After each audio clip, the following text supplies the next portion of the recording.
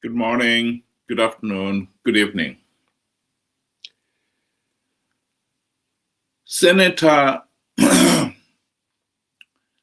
Johnson Timba has launched the Defend the Constitution platform.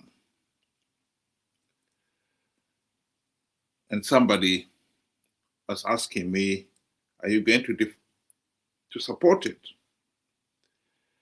My answer is very simple. I'm not going to support it. Because that platform will at best stop ED 2030 agenda, but at the cost of Zanu PF rigging 2028 elections and perpetuating the dictatorship. In my view, stopping the ED 2030 agenda will be a Pyrrhic victory at best.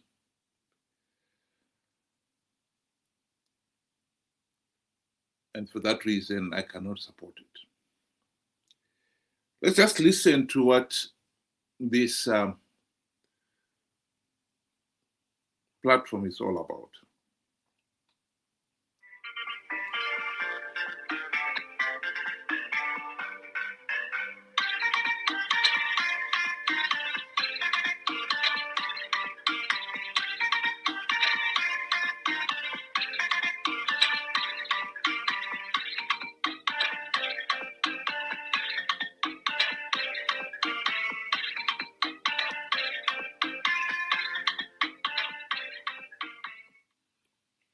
Good evening, Zimbabwe. This is Change Radio News. Today is Thursday, 22 January 2026. The news is read by Divine Nambira.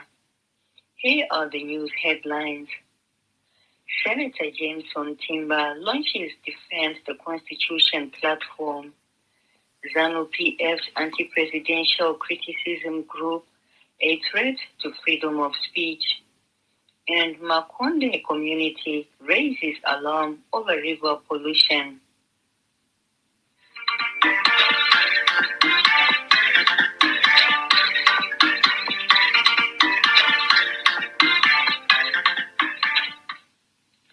And now for the news in detail. A new civic coalition, the Defend the Constitution platform DCP, has been launched following a national meeting in Gweru last month. The platform's convener, Senator Jameson Timba, said the DCP brings together political parties, civic groups, churches, labor organizations, youths, students, war veterans, and other citizens to defend and promote the full implementation of Zimbabwe's constitution. The coalition has raised concerns about attempts to extend presidential tenure to 2030, describing the move as unconstitutional and a threat to democracy. It says any changes to term limits must go through public consultation and a national referendum. The DCP also criticized the alleged misuse of the Constitutional Court for political purposes and warned against abuse of public funds, citing concerns raised by the Auditor General. We can stop it there. For those of you who are not familiar, Senator Johnson Timba is one of the Triple C senators. We would not be talking about this defense platform to defend the constitution. If he, Chamisa, Changirai, and all the other MDC leaders had implemented the democratic reforms when they had the golden opportunity to do so. Some people will quickly jump in and say, well, that's water under the bridge. What are we going to do now? Well, it is water under the bridge. I totally agree. But it is also important to understand who we are dealing with. So we go back, the 2008 to 2013 GNU was the golden opportunity to implement the democratic reforms. You have to understand, so why did MDC leaders fail to implement even one reform?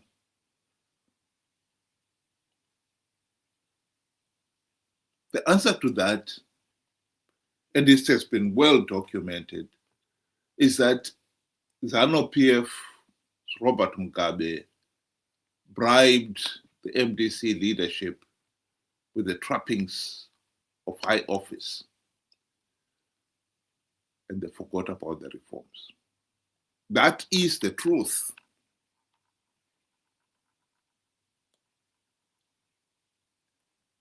And post-GNU, following the GNU debacle, the MDC-CCC leaders have participated in flawed elections, knowing fully well that the process is flawed, knowing fully well that by participating,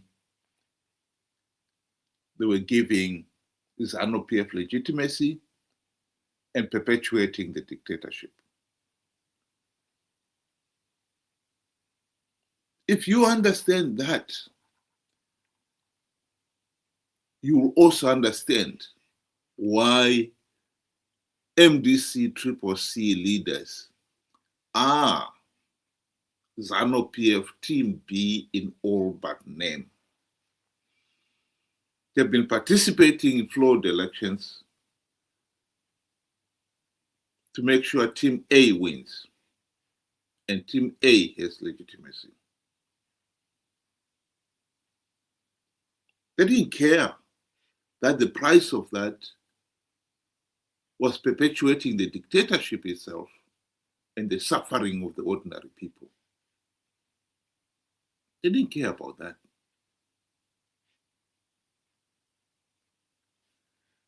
Jameson Timba is a senator.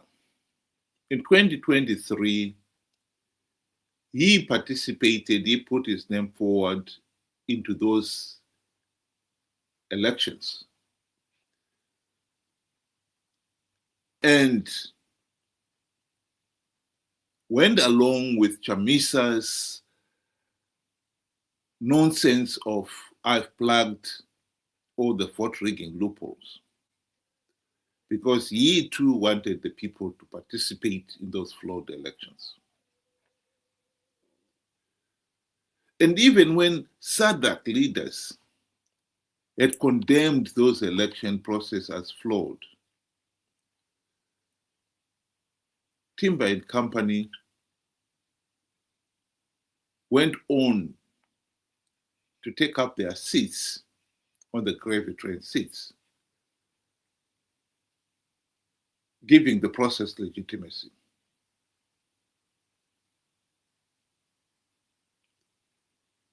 Him, David Coltart, Fadzayi Mahere, and all these other people. Yes, the likes of Fadzayi Mahere and Ostalos and others failed to hang on to their gravy train seats because of the activities of Sengezo Tshabangu. But people must understand that Sengezo Tshabangu came onto the scene when the damage had already been done. MDC-CCC had already participated and given Zanu PF legitimacy. The challenge in 2023 was that we should stop participating in flawed elections to give Zanu PF legitimacy.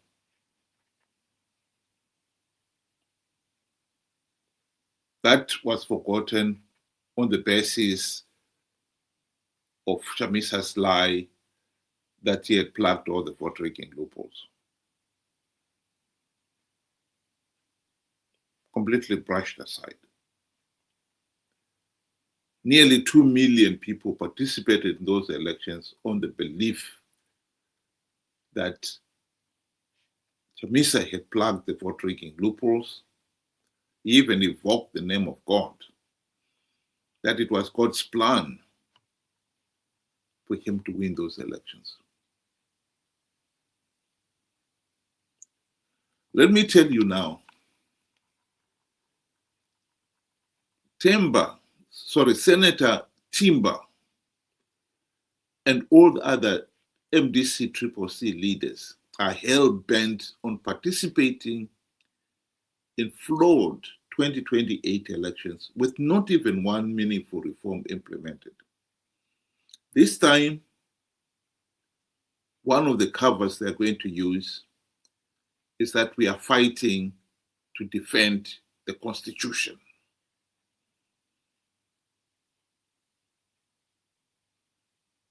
But if you participate in 2028 flawed elections, you will give Zanu PF legitimacy because Zanu PF will rig those elections. Make no mistake about it. They've not implemented even one token reform.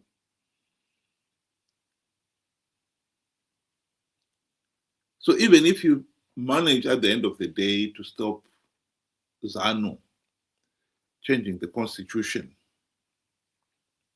to extend Mnangagwa's rule, if Zanu PF wins, rigs the elections, and perpetuate the dictatorship, you will still have a Zanu PF dictator as president.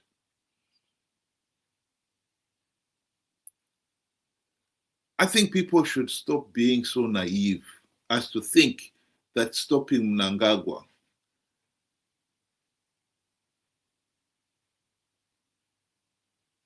whilst you've failed to stop the Zanu PF dictatorship itself would change anything. This is the same kind of mentality people had in 2017. They were so focused on removing Mugabe,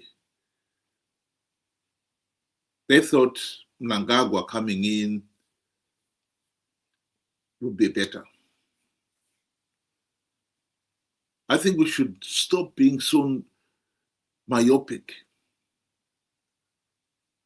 The most important thing here, the most important battle here is stopping Zanu PF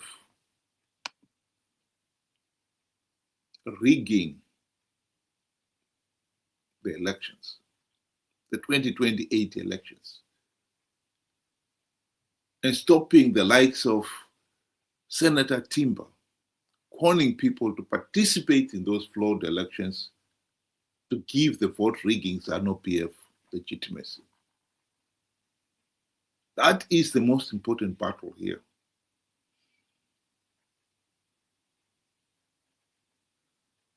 Timba and others will make a big song and dance about this defending the Constitution because they want to draw attention away from the fact that they are hell-bent on participating in flawed 2028 elections out of greed.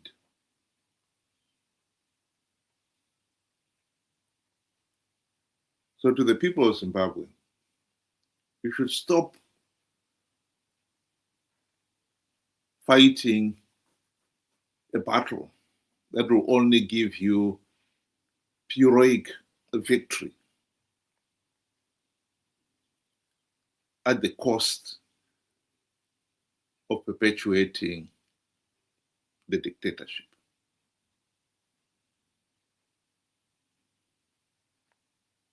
I can't explain it any better than that, but that is the truth. We are going to hear a lot about this platform from the likes of Change Radio, their cheerleader. They would want to give them people the impression that this is where the battle is being fought. And we should all pay attention to it. This is just a smoke screen. The real battle is making sure Zanu PF does not get legitimacy in 2028. And you deny them that legitimacy by making sure that people do not participate again in a flawed election, which they know is flawed.